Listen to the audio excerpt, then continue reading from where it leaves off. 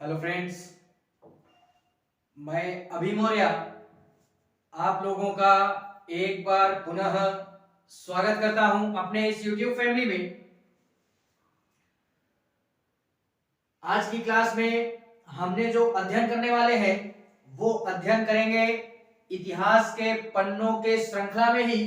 आज जो हमारी नई तारीख होगी वो तारीख होगी 30 अक्टूबर की। ठीक है, तो इससे पहले की क्लास इस श्रृंखला से रिलेटेड आप लोग देख लीजिएगा एंड उसके पश्चात आकर के इस क्लास में विजिट कीजिएगा। ठीक है, तो इससे पहले की क्लास अर्थात 29 अक्टूबर की क्लास का लिंक आपको नीचे डिस्क्रिप्शन में मिल जाएगा।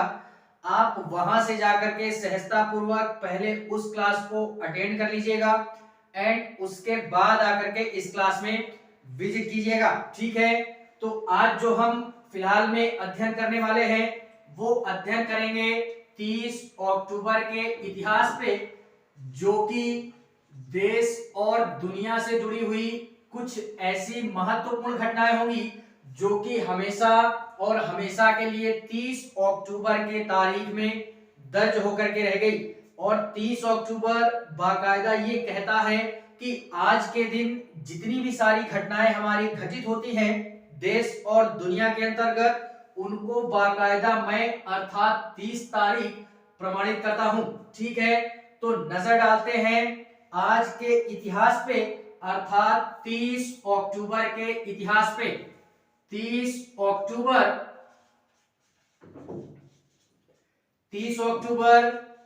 1883 की बात करते हैं। 30 अक्टूबर 1883 अर्थात 1883 ये वो तारीख है कि यह अपनी अलग पहचान बनाते हुए इतिहास में क्या होती है, दर्ज होती है, वो भी हमेशा और हमेशा के लिए। इस दिन हमारे यार हम लोगों ने नाम सुना होगा, दयानंद सरस्वती जी का नाम सुना होगा, जो कि एक प्रकार से बोले तो समाज प्रचारक के तौर पे या समाज सुधारक के तौर पे इनको हम जानते हैं। और यार बड़े ही बेहतरीन तरीके से इनके जीवन के कुछ ऐसे आधारभूत हमारे आदर्श भी हैं जिनको व्यक्ति या समाज के कुछ ऐसे लोग हैं जो इनके धर्म को भी मानते हैं और इनके द्वारा स्थापित किया गया जो भी हमारा धर्म था वो आर्य समाज था।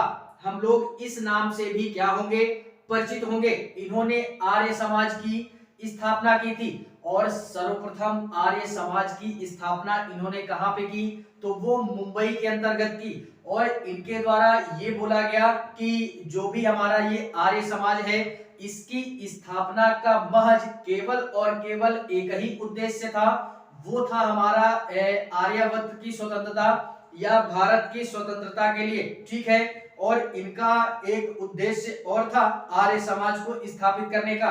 क्या था कि ये वेदों को सर्वोपरि मानते थे, यानी जो भी हमारे प्राचीन ग्रंथ हैं या पौराणिक ग्रंथ हैं उनको ये सर्वोपरि मानते थे या वेदों की सत्ता को ये सर्वोपरि मानते थे। इसी कारणवश इन्होंने एक नारा भी दिया है वेदों के संदर्भ में कि वेदों की ओर लौटो। ये एक प्रकार का इनके द्वारा दिया गया नारा था या स्लोगन टाइप का था। ठीक है, और इनके कुछ हमारे प्रमुख अनुयायी होते हैं। उन्हीं प्रमुख अनुयायियों में एक हमारा प्रमुख अनुयायी इनका होता है जिसको लाला हंसराज के नाम से जानते हैं। तो इस लाला हंसराज के द्वारा इन्हीं दयानंद सरस्वती जी के स्मृति में या इनकी याद में एक हमारा विद्यालय या एक प्रकार से बोले तो विश्वविद्यालय की स्थापना होती है या एक कॉलेज की स्थापना होती है जिसको दयानंद एंग्लो वैदिक विश्वविद्यालय या कॉलेज के नाम से भी जानते हैं। तो इस घटना के कारणवश ये हमारी 30 अक्टूबर 1883 की तारीख ये बाकायदा आज इतिहास में दर्ज हो पाई। तो हमने याद क्या रखना है कि महर्षि दयानंद, महर्षि दया या महर्षि स्वामी दयानंद, स्वामी दयानंद सरस्वती जी का क्या होता है, निधन होता है। ये हमने याद रखना है। जिस कारणवश ये 30 अक्टूबर बार बार यही बोलता है कि आज के दिन अर्थात 30 अक्टूबर के दिन दयानंद सरस्वती जी का क्या होता है, निधन होता है। बात करते हैं इसी 30 अक्टूबर के इतिहास में कुछ और अन्य महत्वपूर्ण घटनाओं की, जिनको बाकायदा 30 अक्टूबर प्रमाणित करता है। ठीक है, 30 अक्टूबर 1909 की बात करते हैं, 1909। यह तारीख भी अपनी अलग पहचान के साथ में क्या होती है, दर्ज होती है बाकायदा 30 तारीख में। इस दिन यार हमारे भारत के जाने माने या एक प्रकार से बोले तो धुरंधर वैज्ञानिक, जिनको हम डॉक्टर होमी जहांगीर भाभा के नाम से जानते हैं, उनका क्या होता है, जन्म होता है। ये याद रखना कि भारत के जाने माने ऊर्जा वैज्ञानिक ये हमारे कौन थे, डॉक्टर होमी जहांगीर भाभा, जहांगीर भाभा के नाम से जानते हैं। इनका क्या होता है, जन्म होता है। और इतना ही नहीं यार, ये भारत के एक हमारे सुप्रसिद्ध ऊर्जा वैज्ञानिक थे, या एक प्रकार से अगर मैं इनके संदर्भ में और व्याख्यायित करना चाहूं तो यार ये जो हमारे भाभा जी हैं, इन्होंने पहली बार भारत के संदर्भ में या भारत की ओर से परमाणु ऊर्जा की संकल्पना को क्या किया था, यानी नए मुकाम की तरक्की को या नए मुकाम पे पहुंचाने का प्रयास करते हैं ये भाभा जी। पहली बार अगर परमाणु ऊर्जा की परिकल्पना या संकल्पना किसी व्यक्ति ने की तो वो हमारा ये श्रेय भाभा जी को ही जाता है। ठीक है, और इन्होंने महज कुछ वैज्ञानिकों के साथ ही या कुछ वैज्ञानिकों की सहायता से ही हमारी एक प्रकार से नाभिकीय ऊर्जा पर अनुसंधान कार्यक्रम भी क्या किया था, आरंभ किया था। और ऐसा कब किया गया, तो 1944 के अंतर्गत किया गया। बाकी इनको एक नाम से और संबोधित करते हैं कि इनको एक तरीके से बोले एनामेटिकल, ऐसे करके हमारा इंडियन एटॉमिक एनर्जी प्रोग्राम ऐसे करके एक नाम और दिया जाता है। तो फिलहाल में इसको भी हमको याद रखना है।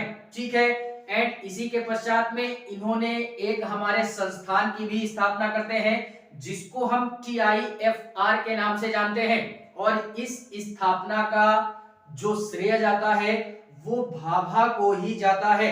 और इतना ही नहीं, TIFR ये है क्या, तो Tata institute of fundamental research, इसकी स्थापना किसने की, तो वो हमारे डॉक्टर होमी जहांगीर भाभा जी के द्वारा की गई। ठीक है, और यह जो नाम है भाभा जी के नाम से, देश हमारा जो कि सर्वोत्तम शक्तिशाली इस पृथ्वी पे अगर बोलना चाहे तो सबसे शक्तिशाली देश अमेरिका भी इनके नाम से खौफ खाता था। क्यों, क्योंकि इन्होंने ही सर्वप्रथम भारत की तरफ से परमाणु ऊर्जा की संकल्पना की थी, या जिसको हम लोग न्यूक्लियर एनर्जी के नाम से जानते हैं। ठीक है, तो सर्वप्रथम इसके खोजने का जो श्रेय जाता है वो इन्हीं को जाता है। और परमाणु ऊर्जा के संदर्भ में अगर बात करना चाहें पूरे विश्व के संदर्भ में, तो भारत को संपन्न बनाने वाला जो व्यक्ति है परमाणु ऊर्जा के क्षेत्र में, वो भी हमारे भाभा जी को ही ये श्रेय जाता है। और परमाणु ऊर्जा के संदर्भ में देश को मजबूत और सर्वसंपन्न बनाने का श्रेय भी इन्हीं को जाता है। अर्थात परमाणु ऊर्जा की नींव इन्होंने बड़े ही मजबूत तरीके से रखी थी। ठीक है, और इनको यार एक अवार्ड से भी सम्मानित किया गया, जो कि पद्म भूषण से भी इनको क्या किया गया, इनके इस कार्य को देखते हुए भारत सरकार ने इनको पद्म भूषण से भी नवाजा। ठीक है, तो इन्हीं सारी चीजों को देखते हुए और इसी भाभा जी के सराहनीय योगदान को देखते हुए ये सारी घटना क्या हुई, 1909 के अंतर्गत इनके जन्म के नाम पे क्या हुई, हमेशा और हमेशा के लिए दर्ज होकर के रह गई, जिसको बाकायदा 30 तारीख प्रमाणित करता है, या 30 तारीख इसका साक्षी बना हुआ है इतिहास में। ठीक है, तो इस घटना से भी हमने रूबरू होना है। एंड इसी के संदर्भ में बात करते हैं 30 अक्टूबर 1924 की बात करते हैं, 1924। यह तारीख भी क्या होती है, कि इतिहास में अपनी अलग पहचान के साथ में आज भी दर्ज है, वो भी 30 अक्टूबर की तारीख में। क्या होता है कि इस दिन हमारा एक दिवस मनाया जाता है जिसको हम लोग अंतरराष्ट्रीय बचत दिवस या विश्व बचत दिवस के नाम से भी जानते हैं। तो इसको भी हमने याद रखना है कि 30 अक्टूबर 1924 को पहली बार क्या मनाया गया, विश्व बचत दिवस। अब ये बचत दिवस होता क्या है, तो इसके संदर्भ में अगर थोड़ी सी बात करें तो बचत दिवस यार इसको मनाने का जो भी हमारा उद्देश्य था वो महज केवल और केवल एक ही उद्देश्य था कि कुछ हमारे ऐसे व्यक्ति हैं जिनको यार अर्थव्यवस्था में काफी क्षति पहुंचती है, ठीक है, तो उन व्यक्तियों के बचत के महत्व को बढ़ावा देने के उद्देश्य से इस दिवस को मनाने की हमारी शुरुआत की गई और इस दिवस के माध्यम से उन व्यक्तियों को ये जागरूकता बढ़ाने में भी मदद मिली कि जो भी हमारी अर्थव्यवस्था है या जो भी हमारी फाइनेंशियल कंडीशन है उसमें अगर हम बचत करते हैं तो हमारी जो भी आर्थिक स्थिति है उसको हम बढ़ा सकते हैं, ठीक है। तो इस कारणवश भी ये हमारा दिन मनाया जाता है जो कि इम्पोर्टेंट है भी, वो मेरे हिसाब से ऐसा मुझे लगता है, ठीक है। बाकी एक हमारी कंडीशन और होती है कि देश की जिस तरीके हमारी यार पर्सनली अर्थव्यवस्था होती है, कुछ हमारी घर की अर्थव्यवस्था होती है, जैसे किसी भी अगर हम व्यवहारिक भाषा में बोलना चाहें तो हमारा जैसे यार पर्सनली खुद का घर होता है ना, तो उसमें हमारे कई सारे ऐसे रोजमर्रा के खर्चे होते हैं जिसमें हमारे घर में भी कई ऐसे खर्च होते हैं जिसमें से काफी सारे खर्च होते हैं। तो घर के जो बड़े होते हैं वो अपना सारा सिस्टम डिसाइड करके रखते हैं कि हर मंथ हम लोग इतना खर्च करेंगे और इतनी बचत करेंगे, ठीक है। तो कुल मिलाकर के वो यही कंडीशन फॉलो करता है। और जस्ट उसी प्रकार से अगर हम देश की स्थिति की बात करें तो देश भी हमारा इसी कारणवश या इसी स्थिति को फॉलो करता है कि जो भी हमारी जीडीपी है या जीडीपी के संदर्भ में बात करें या देश की जो फाइनेंशियल कंडीशन है, इकोनॉमिकल सिस्टम है, अगर इसकी बात करें तो इसकी अर्थव्यवस्था को भी बढ़ावा देने के उद्देश्य से कुछ हमारे दुनिया भर के कई ऐसे देश हैं जिन्होंने पहली बार विश्व बचत दिवस क्या किया, 30 अक्टूबर 1924 को मनाया था, ठीक है। और इतना ही नहीं यार, जो भी हमारे बैंक हैं, कई सारे ऐसे व्यक्ति हैं जो घर में सारा सिस्टम ना रख करके बैंकों में अपनी जमा पूंजी को व्यक्त करते हैं या रखते हैं। तो इस उद्देश्य से भी बैंकों में लोगों के प्रति काफी सारा मतलब विश्वास बना रहे, तो बैंकों के प्रति भी विश्वास बना रहे, उनकी बहाली के लिए भी इस दिन को मनाने की शुरुआत हमारे की जाती है। और इस दिन को स्थापित किसने किया, तो एक प्रकार से ऐसा कहा जाता है, बाकी ऐसा सत्य है या नहीं, लेकिन फिर भी ऐसा बोला जाता है कि इटली के एक मिलान में या इटली के मिलान में एक अंतरराष्ट्रीय बैंक बचत यानी कि बचत की जो एक प्रकार से बोले बचत की जो बैंक है या बैंकों की जो बचत है उसके एक प्रकार से स्थानीय या विश्वसनीय स्थानीय के तौर पे या उसी के दौरान ही हमारे इसकी स्थापना हमारे की जाती है, ऐसा बोला जाता है। बाकी कहां तक सत्य है ये हम प्रमाणित नहीं कर सकते हैं, लेकिन फिर भी घटना हमको याद रखनी है कि 1924 में ये विश्व बचत दिवस कब मनाया गया, क्यों मनाया गया और इसका केवल उद्देश्य क्या था मनाने का, ठीक है। तो इस कारणवश 30 अक्टूबर 1924 की तारीख ये बाकायदा आज इतिहास में दर्ज होकर के रह गई 30 अक्टूबर की तारीख में। बात करते हैं इसी 30 अक्टूबर के इतिहास में कुछ और अन्य महत्वपूर्ण घटनाओं की, जिसको 30 अक्टूबर बार बार यही बोलता है कि इस क्लास के अंतर्गत हम जितनी भी घटनाओं का अध्ययन कर रहे हैं ये 30 अक्टूबर बाकायदा प्रमाणित करता है, ठीक है। और 1949 की बात करते हैं, 30 अक्टूबर 1949 यह तारीख भी इतिहास में अपनी अलग पहचान बनाते हुए आज दर्ज हुई है 30 तारीख के तौर पे। क्या होता है कि इस दिन 1949 में एक हमारे जाने माने सुप्रसिद्ध वरिष्ठ राजनेता जो कि बीजेपी की तरफ से थे, जिनको हम प्रमोद एक प्रकार से बोले प्रमोद महाजन के नाम से जानते हैं, उनका जन्म होता है। किनका जन्म होता है? प्रमोद महाजन का जन्म होता है।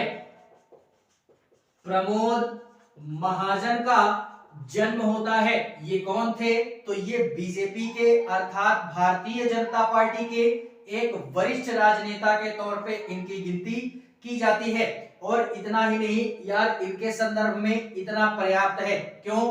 क्योंकि ये हमारे टॉपिक से रिलेटेड घटना उतनी इंपॉर्टेंट है नहीं, ठीक है, तो इतना पर्याप्त है। वैसे भी फिलहाल में 2006 में इनको इनके सगे भाई ने गोली मार करके हत्या कर दी थी 2006 में, ठीक है।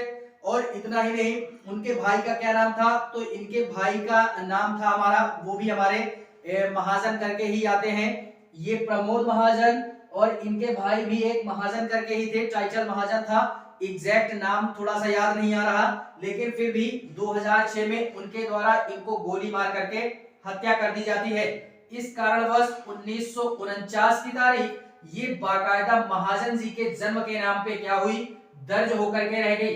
बात करते हैं इसी 30 अक्टूबर के इतिहास में कुछ और महत्वपूर्ण घटनाओं की, जो कि देश और दुनिया के इतिहास में आज हमेशा और हमेशा के लिए दर्ज होकर के रह गई। 30 अक्टूबर के तारीख में क्या होता है?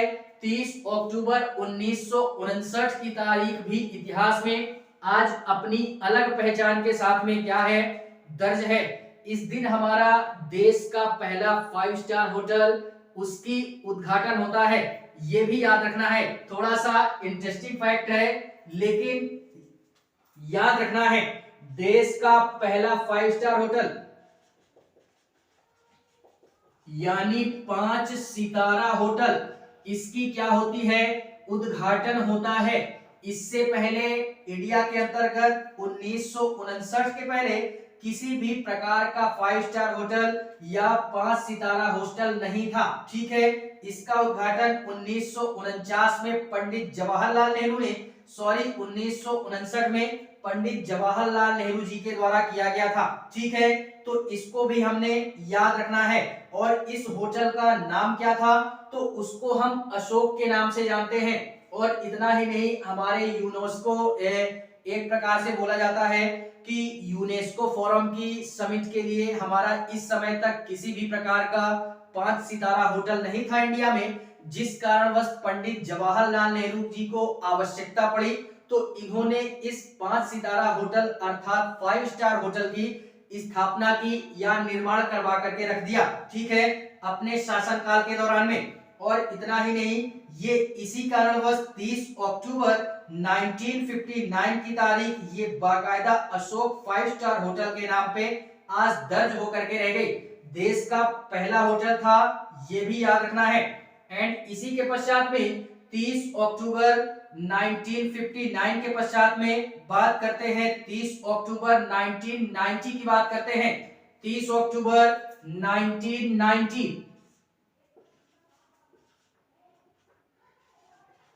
30 अक्टूबर 1990 के संदर्भ में अगर हम बोलना चाहें तो 30 अक्टूबर 1990 अर्थात 1990 की तारीख भी इतिहास में दर्ज होकर के रह गई।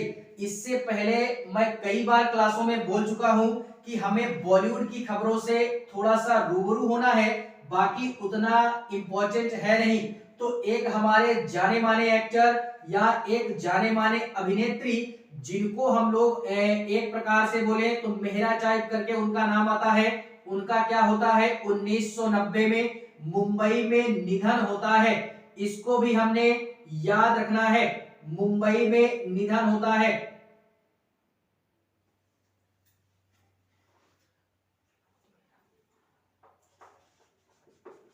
विनोद मेहरा जी का निधन होता है। कहां पे होता है? मुंबई में होता है। ये थे कौन?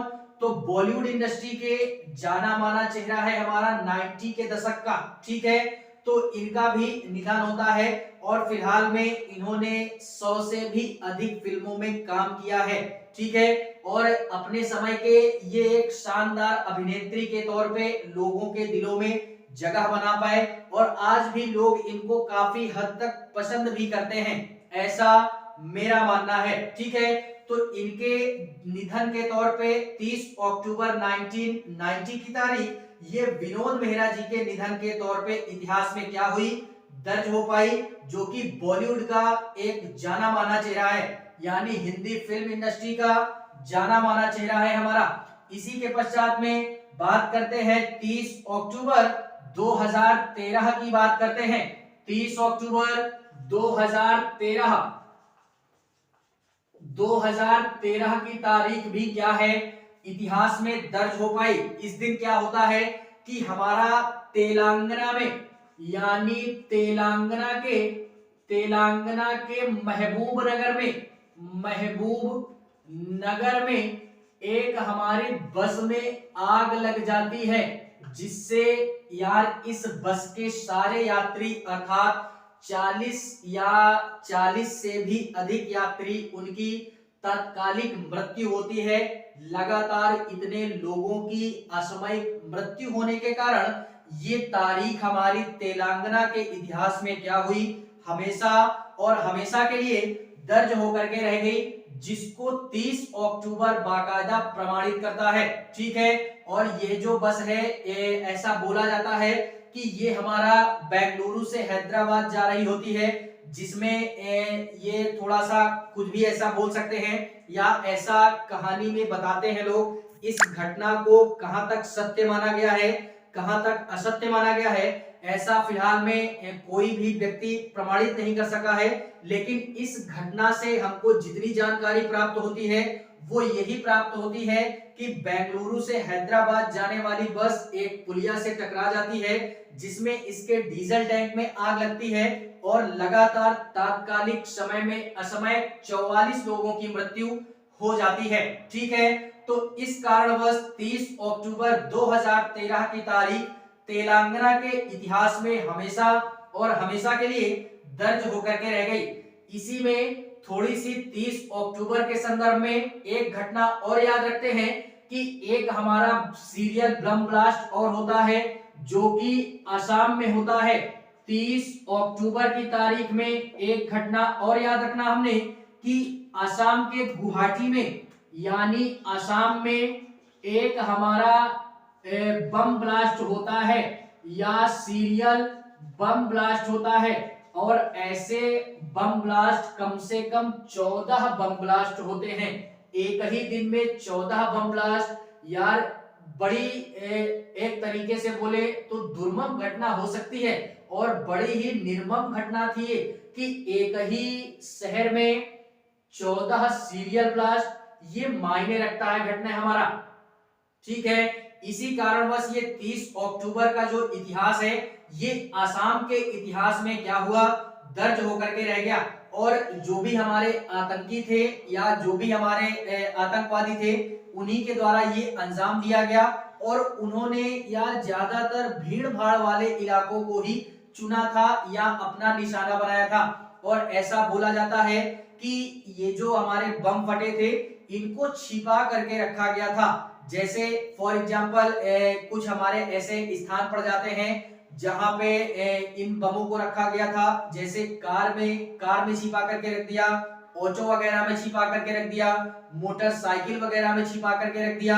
तो इस तरह के जगह को या इस तरह के जगहों को चुना गया, यानी बमों को रखने के लिए। और वो एक प्रकार के ग्रेनेड बम होते हैं। ग्रेनेड बम अर्थात जिनको एक प्रकार से बोलते हैं ना, ग्रेनेड बम एक प्रकार से वो खींच करके जिसमें कीली टाइप का होता है, वो उसी प्रकार का बम था।